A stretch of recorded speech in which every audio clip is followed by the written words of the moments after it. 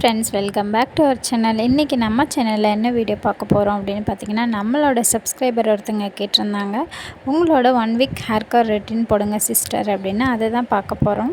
நம்ம சேனலில் first time பார்க்குறவங்க சப்ஸ்கிரைப் பண்ணிக்கோங்க. அப்படியே பக்கத்தில் இருக்க பெல் ஐக்கான் கிளிக் பண்ணிக்கோங்க. அப்போ தான் நான் போடுற வீடியோ எல்லாமே அப்பப்போ உங்களுக்கு நோட்டிஃபிகேஷன் வரும். வாங்க வீடியோக்குள்ளே போய் பார்க்கலாம். டே 1 பார்த்திங்கன்னா சாட்டர்டே, அதிலேருந்து ஸ்டார்ட் பண்ணலாம். ஃபர்ஸ்ட் டே பார்த்திங்கன்னா நல்லா ஹேரில் எப்பயுமே ஆயில் வச்சுட்டு ஹேர் வந்து நல்லா ஸ்மூத்தனிங்காக ஷைனிங்காக இருக்கிறதுக்காக ஒரு ஹேர் பேக் வந்து எப்பயுமே நான் சூஸ் பண்ணி அப்ளை பண்ணுவேன். இந்த மாதிரி அப்ளை பண்ணிவிட்டு நல்லா ஹேர் வாஷ் பண்ணிவிட்டு நல்லா ட்ரை ஆகிறதுக்காக இந்த மாதிரி ஒரு கிளிப் போட்டு ஒரு 2 ஹவர்ஸ் அப்படியே விட்டுட்டேன்னா அப்படியே நல்லா ட்ரை ஆகிரும். ஆல்ரெடி நம்ம ஹேர் நல்லா ட்ரை பண்ணும்போதே ஹேரில் சிக்கெல்லாம் எடுத்துருப்போம். இருந்தாலும் இன்னொரு டைம் நல்லா சிக்கு எடுத்துக்கலாம் அப்படின்ட்டு 2 முடியை வந்து ஸ்ப்ளிட் பண்ணி அதுக்கப்புறம் நல்லா ஹேரில் வந்து சிக்கெல்லாம் ஃபுல்லாக எடுத்துருவேன். இந்த மாதிரி ஒரு பெரிய பல்லு சீப்பை வச்சு அதுக்கப்புறம் சின்ன பல்லு சீப்பை வச்சு நம்ம சீவிக்கலாம். நம்ம வந்து எங்கேயும் போக வேண்டியது இல்லை அப்படின்னா வந்து நான் நல்லா வந்து ஆயில் அப்ளை பண்ணிக்குவேன். என்னோடய ஹேர் ஆயில் அப்ளிகேஷன் வீடியோ வந்து ஆல்ரெடி நான் போஸ்ட் பண்ணியிருக்கேன். அதை செக் பண்ணி பாருங்கள். அன்றைக்கி ஹேர் வாஷ் பண்ண அன்றைக்கே கூட நம்ம ஆயில் அப்ளை பண்ணிக்கலாம். சண்டே வெளியில் போனோம் அப்படிங்கிறதுனால நான் அப்படியே விட்டுறேன். நெக்ஸ்ட் டே பார்த்திங்கன்னா சண்டே, அதாவது டே 2 மார்னிங் எழுந்திரிச்சு தலையை கழிச்சு பார்க்குறேன். அந்த அளவுக்கு சிக்கு இல்லை. இருந்தாலும் ஒரு டைம் நல்லா ஹேரை வந்து நல்லா கோம்ப் பண்ணிவிட்டு ஒரு பன் போட்டு வச்சுட்டு குளிச்சுட்டு வந்துடுவேன். குளிச்சுட்டு வந்து அதுக்கப்புறம் எனக்கு எந்த ஹேர் ஸ்டைல் பிடிக்குதோ அந்த மாதிரி சிம்பிளாக ஒரு ஹேர் ஸ்டைல் பண்ணிவிட்டு நான் வெளியில் கிளம்பிடுவேன். நல்ல ஒரு மாய்ஸ்சரைஸாக இருக்கிற மாதிரி ஹேர் பேக் வந்து சாட்டர்டே நான் சூஸ் பண்ணி போடுறதுனால எனக்கு வெளியில் போகும்போதுமே தலை வந்து அந்தளவுக்கு சிக்கும் விழுகாது. ஹேர் வந்து ஈஸியாக மெயின்டைன் பண்ணுறதுக்கு ரொம்பவே ஈஸியாக இருக்கும். குளிச்சுட்டு வந்துட்டேன். அதுக்கப்புறம் எனக்கு பிடிச்ச மாதிரி ஒரு ஹேர் ஸ்டைல் பண்ணிவிட்டு அவசரமாக கிளம்புறேன். அதனால் நிறைய கிளிப்பிங்ஸ் வந்து எடுக்க முடியல, தலை சீவுறது எல்லாமே. ஸோ இந்த மாதிரி ரெடியாகி நான் போயிட்டு வந்துடுறேன். வெளியில் போயிட்டு வந்ததுக்கப்புறம் பார்த்திங்கன்னா ட்ரெஸ் சேஞ்ச் பண்ணிவிட்டு நம்ம தலை பின்னல் போட்டிருப்போம் இல்லையா, அதையும் நல்லா களைச்சிட்டு ஹேர் ஆயில் வந்து அப்ளை பண்ணிக்கலாம். ஹேர் ஆயில் வந்து எப்படி ப்ராப்பராக அப்ளை பண்ணுவேன் அப்படிங்கிற வீடியோ வந்து ஆல்ரெடி போஸ்ட் பண்ணியிருக்கேன். இப்போவும் நீங்கள் போய் செக் பண்ணி பாருங்கள். ப்ராப்பராக நம்ம ஹேர் ஆயில் அப்ளை பண்ணும்போது நம்ம ஹேருக்கு அதாவது நல்ல ஒரு ப்ரொடெக்ஷன் கொடுக்கும். அது மட்டும் இல்லாமல் ப்ளட் சர்க்குலேஷன் வந்து நல்லாவே இம்ப்ரூவ் பண்ணும். நல்ல ஒரு ரிலாக்ஸேஷன் கிடைக்கும். மாதிரி ஹேர் ஆயில் அப்ளிகேஷன் வீடியோ வந்து ஃபுல்லாக போட்டிருப்பேன். நான் எப்படி அப்ளை பண்ணி என்ன மாதிரி சிக்கு எப்படி மடிச்சு ஹேர் ஆயில் பண்ணும்போது நல்லாவே நல்ல ஒரு வீடியோ கண்டிப்பாக மசாஜ் கொடுத்து ஹேர் வந்து நல்லா அப்ளை பண்ணிக்கோங்க. நல்ல ஒரு டிஃப்ரென்ஸ் தெரியும். நான் வந்து என்னோடய ஹேர் லாஸ் ஆனதுக்கப்புறமே திரும்ப ஹேர் க்ரோத் பண்ணணும் அப்படின்னு ஸ்டார்ட் பண்ணும்போதே இந்த மாதிரி ஹேர் ரொம்பவே கம்மியாக இருந்த டைமில் கூட நல்லாவே ஆயில் அப்ளை பண்ணி நல்லா பின்னல் போட்டு மடித்து போட்டுருவேன். அந்த ரொட்டீன் வந்து நல்லா ஃபாலோ பண்ணிட்டு வந்தாலுமே நம்மளுக்கு எந்த ஒரு ஹேர் ப்ராப்ளமும் வராது. நெக்ஸ்ட்டு பார்த்திங்கன்னா டே 3 மண்டே மார்னிங் என்ன பண்ணுறேன் அப்படின்னு பார்த்திங்கன்னா, சண்டே ஹேரில் வந்து பின்னல் போட்டிருந்தோம் இல்லையா, அதெல்லாம் அப்படியே கலைக்கிறோம். பின்னலை களைச்சிட்டு மேலேருந்து சீவினா சிக்கு விழுங்கும். அதனால் கீழேருந்து அப்படியே சிக்கெல்லாம் எடுத்துடலாம். அன்றைக்கி வந்து நான் ஹேர் ஆயில் அப்ளை பண்ணலை மார்னிங். ஏன் அப்படின்னு பார்த்திங்கன்னா, முந்தின நாளே நல்லா ஆயில் அப்ளை பண்ணியிருந்தோம். அந்த ஆயிலே நம்மளுக்கு வந்து போதுமான அளவு இருக்குது. அதனால் அதை நல்லா சீப்பு போட்டு நல்லா சீவிட்டு அதுக்கப்புறம் நல்லா சின்ன பல்லு சீப்போ இல்லைன்னா உட்டன் கோம்போ வச்சு ஹேரை வந்து நல்லா சீவும்போது நல்ல ஒரு ப்ளட் சர்க்குலேஷன் கிடைக்கும். பிளாஸ்டிக் கோம்ப் பார்த்திங்கன்னா நம்ம ஹேரில் இருக்க சிக்கெல்லாம் எடுக்கிறதுக்காக யூஸ் பண்ணிக்கலாம். இந்த மாதிரி சின்ன பல் இருக்கக்கூடிய உட்டன் கோம்ப் வந்து நம்ம ப்ளட் சர்க்குலேஷனை நல்லாவே இம்ப்ரூவ் பண்ணும். அதுவும் இந்த சம்மரில் பார்த்திங்கன்னா நம்முடைய ஹேரில் வந்து ரொம்பவே டஸ்ட்டு படியும். அது இல்லாமல் இன்னொரு பிரச்சனை என்னென்னா ஹேர் வந்து ஹீட் ஆகும், ஸ்கேல்ப்பு ஹீட் ஆகும். அது நம்மளுக்கு தெரியும். ஆனால் இப்போ வந்து அடிக்கிற வெயிலுக்கு பார்த்திங்கன்னா என்னோடய ஹேரே ஹீட் ஆகிடுது. அதனால் நான் இந்த கோம்ப் வந்து யூஸ் பண்ணுறேன். இது வந்து ஊட்டி போயிருந்தப்போ அங்கே ஒரு ஷாப்பில் வாங்கினேன். ஆன்லைன் ஸ்டோரில், டிபார்ட்மெண்ட் ஸ்டோரில் அந்த மாதிரி கிடைக்கும். நீங்கள் பார்த்து வாங்கிக்கோங்க ஒரிஜினல் கோம்பு தானா அப்படின்னு. இதில் டூப்ளிகேட் கோம்பும் இருக்குது. அதுவும் பார்த்துருக்கேன். அது அந்தளவுக்கு ஸ்டெடியாகவும் இருக்காது, நம்மளுக்கு ப்ளட் சர்க்குலேஷனையும் இம்ப்ரூவ் பண்ணி கொடுக்காது. இந்த மாதிரி பின்னல் வந்து கடைசி வரைக்கும் பின்னி மடித்து போட்டுருவேன். நம்ம ஒர்க்கெல்லாம் முடிச்சுட்டு ஒரு 9 மணி 10 மணிக்கு கூட இந்த வேலையை பார்த்துக்கலாம். ஆனால் கண்டிப்பாக காலையில் சாயந்தரம் தலை சீவிடுங்க. அதுக்கப்புறம் அவ்வளோதான். மற்ற ஒர்க்லாம் பார்த்து முடிச்சுட்டு ஈவினிங் என்ன பண்ணுறோன்னா மறுபடியும் தலையெல்லாம் கலைக்கிறோம். பார்த்திங்கன்னா சிக்கு அந்த அளவுக்கு இருக்காது. ஏன் அப்படின்னா காலையில் கோம் பண்ணியிருந்தோம். கொண்டை போட்டு வச்சுட்டு மறுபடியும் குளிச்சுட்டு வந்துட்டு மறுபடியும் சின்ன சீப்பை வச்சு மட்டும் நல்லா சீவிக்கிறேன். நம்மளுக்கு தான் சிக்கே இருக்காதுல்ல, நம்ம காலையிலே சீவியிருக்கோம். அதே மாதிரி முடி உதிர்வு வந்து ரொம்பவே கம்மியாக இருக்கும் 2 நேரம் கண்டிப்பாக கோம் பண்ணும்போது. நம்மளுக்கு நிறைய ஒர்க் இருக்குது அப்படின்னா மட்டும் அன்றைக்கி வந்து கொஞ்சம் லேசியாக சோம்பேறித்தனமாக இருந்தோம் அப்படின்னா சிக்கு எடுத்துகிட்டு கொண்டை போட்டு வச்சுக்குவேன். அதுக்கப்புறம் இந்த மாதிரி பின்னல் போட்டு அன்றைக்கும் எப்பயும் போல் பின்னல் போட்டு தூங்கிட வேண்டியது தான். இதுவும் நம்ம ஒர்க்கெல்லாம் முடிச்சுட்டு நம்ம நைட்டும் பண்ணிக்கலாம், அப்படி இல்லை அப்படின்னா ஈவினிங்கும் பண்ணிக்கலாம். ஆனால் டெய்லி இதை வந்து கண்டினியூஸாக பண்ணிகிட்டே தான் இருப்பேன். ஒர்க் போகிறப்போ எப்படி அப்படின்னு பார்த்திங்கன்னா, ஒர்க் போயிட்டு வந்துட்டு ஈவினிங் வந்து தலையை நல்லா ஒரு 10 நிமிஷத்துக்கு நல்லா கோம் பண்ணணும். நெக்ஸ்ட்டு பார்த்திங்கன்னா அடுத்த நாள் டே 4 என்ன பண்ணுறேன் அப்படின்னா, மறுபடியும் காலையில் எழுந்திரிச்சி வேலையெல்லாம் முடிச்சுட்டு அதே மாதிரி சிக்கு எடுக்கிறோம். சிக்கெல்லாம் எடுத்துகிட்டு தேவைப்பட்டால் ஹேர் ஆயில் வந்து லைட்டாக அப்ளை பண்ணிக்கலாம். கொஞ்சமாக எடுத்து ஹேரில் மேலாப்பில் மட்டும் அப்ளை பண்ணிக்கிறேன். அது நம்மளுக்கே தெரியும் நம்ம ஹேர் வந்து ஆயில் அப்சர்வ் பண்ணியிருக்கா இல்லையா அப்படின்னு. அது இல்லாமல் நேச்சுரலாகவே நம்ம ஹேரில் வந்து, அதாவது ஹேரில் இல்லை ஸ்கேல்பில் வந்து ஆயில் வந்து செக்ரேட் ஆகும். அதை பார்த்துட்டு நம்ம அதுக்கு தகுந்த அளவு ஹேர் ஆயில் வந்து அப்ளை பண்ணால் போதும். ஆனால் இந்த மாதிரி நல்லா கோம் பண்ணணும். கோம் பண்ணும்போது நல்லா ப்ளட் சர்க்குலேஷன் வரும். அதுக்கப்புறம் ஒரு கொண்டை போட்டு வச்சுட்டு மறுபடியும் மற்ற ஒர்க்கெல்லாம் பார்க்குறக்கு போயிடுறேன். ஆனால் அன்றைக்கி நான் தலை பின்னல் போடலை. ஈவினிங் வந்து குளிச்சுட்டு மறுபடியும் சிக்கு எடுத்துகிட்டு எப்பயும் போல் பின்னல் போட்டுக்க போகிறேன்.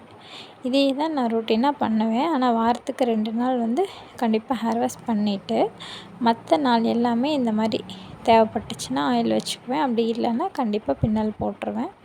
வெளியில் போகணும் அப்படிங்கிற நீடு இருக்கப்போ ஹேர் ஆயில் வந்து அப்ளை பண்ண மாட்டேன். அப்படியே பின்னல் போட்டுட்டு போயிடுவேன். அதுக்கப்புறம் வந்து ஹேர் ஆயில் வந்து அப்ளை பண்ணிக்குவேன். அவ்வளோதான். இந்த மாதிரி ஒரு பின்னல் போட்டுட்டு படுத்தோம்னா ஜம்முன்னு தூக்கம் வரும். அடுத்தது பார்த்திங்கன்னா டே 5 எப்பயும் போல் காலையில் எழுந்திரிச்சு வேலையெல்லாம் முடிச்சுட்டு ஹேர் வந்து டிடாங்கிள் பண்ணிக்கலாம். பண்ணிவிட்டு நான் வந்து ஹேர் ஆயில் அப்ளை பண்ணலை. அன்றைக்கி வெட்னஸ்டே வந்து ஹேர் பேக் போடணும். ஆனால் நான் ஏன் அப்ளை பண்ணலை அப்படின்னா, அன்றைக்கி வந்து நான் பக்கத்தில் கொஞ்சம் வெளியில் போக வேண்டிய வேலை இருந்துச்சு. சின்ன ஒர்க் தான். அதனால் இப்படி கொண்டை போட்டுட்டு ஹேர் வந்து ஒரு பின்னல் போட்டுக்கிறேன் ட்ரெஸ் சேஞ்ச் பண்ணிவிட்டு. ஏன் அப்படின்னா ஹேர் வந்து நிறைய ஆயில் வச்சிட்டோம்னா நல்லா இருக்காது. அதனால் ஒரு பின்னல் போட்டுட்டு பக்கத்தில் தான் போயிட்டு வந்துட்டு கண்டிப்பாக வெட்னஸ்டே வந்து ஒரு ஹேர் பேக் வந்து போட்டுருவேன். ஸோ போயிட்டு வந்ததுக்கப்புறம் பார்க்கலாம். இந்த நிறைய பேர் கேட்டிருந்தீங்க, கீழே வந்து இந்த மாதிரி ஒல்லியாக இருக்குமே பின்னல் போட்டால் அப்படின்னா, கொஞ்சம் மேலே தள்ளி நல்லா ரப்பர் பேண்டை போட்டுட்டு நல்லா இப்படி சீவி விட்டுட்டிங்கன்னா அந்தளவுக்கு தெரியாது. வந்தாச்சு. மதியம் வந்து எப்பயும் போல் ஒரு ஹேர் பேக் போட்டு 20 மினிட்ஸ் விட்டுட்டு எப்பயும் போல் தாங்க நல்லா சிக்கு எடுத்துகிட்டு நல்லா காய விட்டுறணும். காஞ்சதுக்கப்புறம் நைட்டு வந்து ஃபுல்லாகவே காஞ்சிரும். சிக்கெல்லாம் எடுத்துகிட்டு தேவைப்பட்டால் பின்னல் போட்டுக்கலாம். அப்படி இல்லை அப்படின்னா ஒரு ஹை பன், அதாவது லூஸாக ஒரு பன் போட்டு வச்சுட்டு தூங்கிடலாம். ஏன் அப்படின்னா ரொம்பவே சம்மர் சீசனாக இருக்கனால நான் பின்னல் போடல. அப்புறம் பார்த்திங்கன்னா டே 6 என்ன பண்ணுறோம் அப்படின்னு பார்த்திங்கன்னா, காலையில் எழுந்திரிச்சு பார்க்கணும். அந்தளவு சிக்கு இருக்காது. ஹேர் பேக் போட்டிருக்கனால அந்தளவுக்கு சிக்கு இருக்காது. இருந்தாலும் எப்பயும் போல் இந்த பெரிய பல்லு சீப்பை வச்சு நம்ம சீவிக்கிறது ரொம்பவே பெட்டர். சீவிட்டு அதுக்கப்புறம் நான் சொல்லியிருக்கேன்ல, வாரத்தில் 2 நாள் வந்து நல்லாவே ஹெவியாக ஹேர் ஆயில் பண்ணணும். எப்போ அப்படின்னு பார்த்திங்கன்னா, ஹேர் பேக் போட்டு ஹேர் வாஷ் பண்ணிக்கு அடுத்த நாள் அப்படிங்கும்போது நல்ல ஒரு ப்ளட் சர்க்குலேஷன் வந்து டைரெக்டாக நம்மளுக்கு கிடைக்கும். நம்ம ஸ்கேல்ப் வந்து வீக் ஆகாது, டேமேஜ் ஆகாது. நல்ல ஒரு சூப்பராக இருக்கும். நீங்கள் அந்த மாதிரி ஹேர் பேக் போட்டுட்டு அடுத்த நாள் இந்த மாதிரி ஹேர் ஆயில் வந்து அப்ளை பண்ணி பாருங்கள். நல்ல ஒரு ஸ்ட்ரெஸ் ஃப்ரீயாக நல்ல ஒரு ரிலாக்ஸேஷனாக இருக்கும். இதுவும் வந்து நல்லா ஸ்பீடாக தான் போட்டிருக்கேன். ஏன் அப்படின்னா ஆல்ரெடி நம்ம வீடியோ அப்லோட் பண்ணியிருக்கோம். அதுலேயும் நீங்கள் பாருங்கள். ஸோ ஹேர் கம்மியாக இருக்குதோ இல்லை அதிகமாக இருக்கோ, ஒல்லியாக இருக்கோ, டேமேஜாக இருக்கோ, எப்படி இருந்தாலும் நம்மளுடைய ஹேர் கேர் ரொட்டீனை வந்து நம்ம கண்டிப்பாக ஃபாலோ பண்ணிகிட்டே வரும்போது கண்டிப்பாக ஒரு ரிசல்ட் கிடைக்கும். இது ஏன் அப்படின்னு நான் சொல்கிறேன்னா, எனக்கும் ஹேர் வந்து ரொம்பவே அந்த மாதிரி தான் இருந்துச்சு. இதை நான் கண்டினியூஸாக 1½ இயராக ஃபாலோ பண்ணி என்னோடய ஹேர் வந்து நல்லாவே மாறிடுச்சு. அதனால தான் நான் சொல்கிறேன். பிக்சர்ஸ் கூட கொஞ்சம் ஆட் பண்ணுறேன், நீங்கள் பாருங்கள். ஹேர் ட்ரான்ஸ்ஃபர்மேஷன் வீடியோலையும் கூட நீங்கள் போய் பாருங்கள். ஸோ இதை இந்த வீடியோ கேட்டிருக்கிறவங்களும் சரி, இனி புதுசாக பார்க்குறவங்களும் சரி, கண்டிப்பாக ட்ரை பண்ண பாருங்கள். நல்ல ஒரு ரிசல்ட் கிடைக்கும். நெக்ஸ்ட்டு பார்த்திங்கன்னா, ஈவினிங் வந்து தலையை வந்து பின்னெல்லாம் கழிச்சிட்டு நல்லா சீவிக்கலாம். ஹேர் ஆயில் அப்ளை பண்ணியிருக்கனால நம்ம இப்போ ஹேர் ஆயில் அப்ளை பண்ண வேண்டியதில்லை. அப்படி இருந்துமே பார்த்திங்கன்னா, என்னோடய ஹேர் வந்து கொஞ்சம் ஆயிலை வந்து அப்சர்வ் பண்ணிடுச்சு. ஏன் அப்படின்னு பார்த்திங்கன்னா, ட்ரை ஹேர்.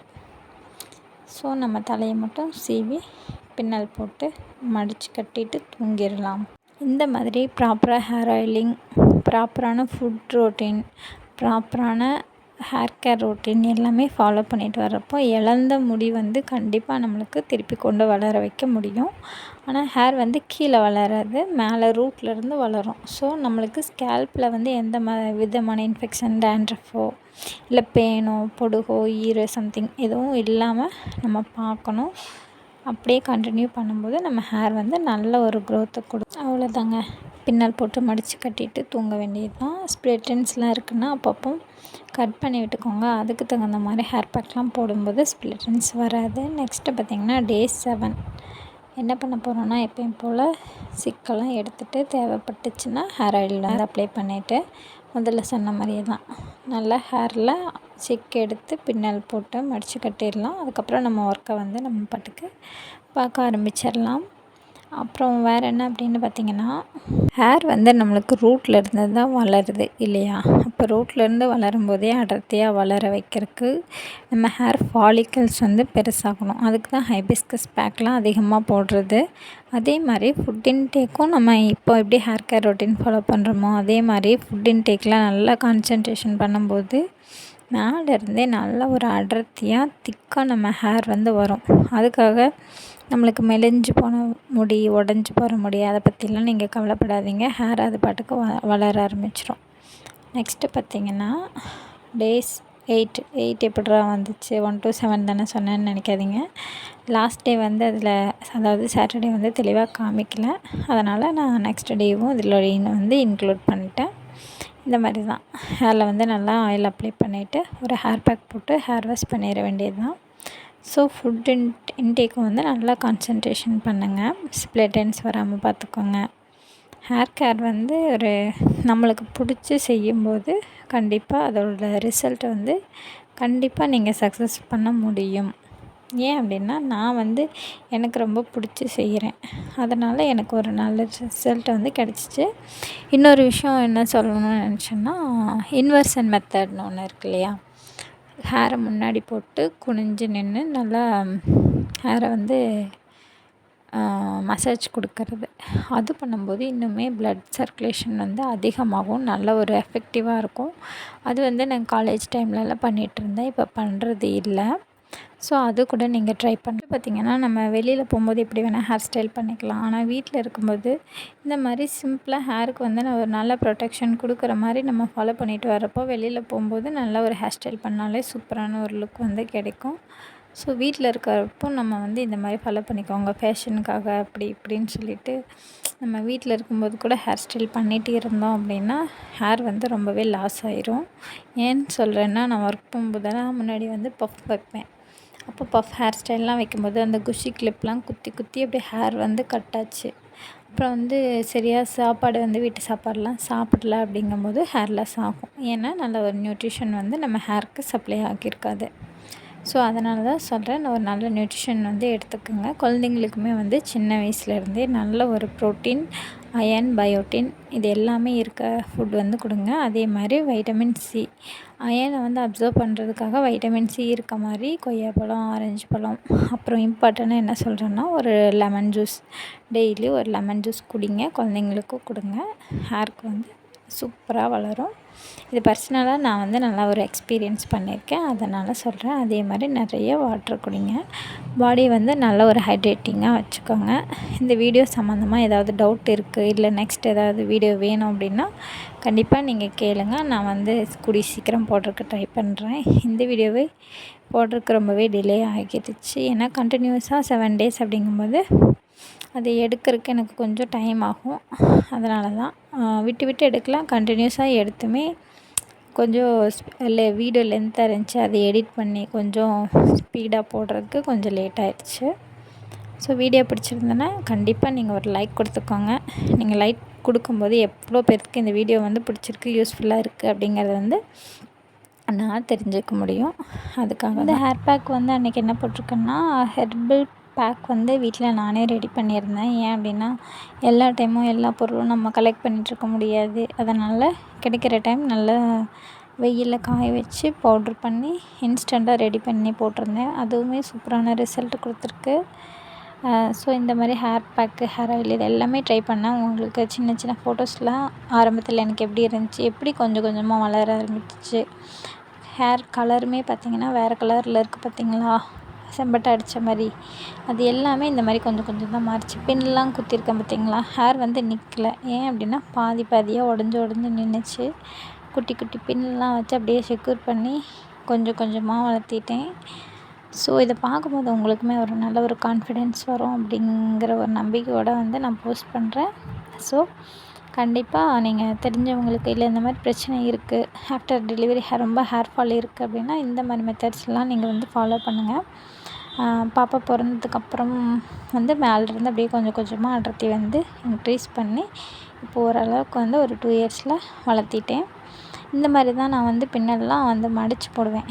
ஏன்னா கீழே வரைக்கும் பின்னல் போட முடியாது, முடி வந்து அந்தளவுக்கு ஒல்லியாக இருந்துச்சு. பின்னுமே வந்து நிற்காது. இதுவுமே வந்து கொஞ்ச நாளைக்கு முன்னாடி எடுத்த கிளிப் தான்.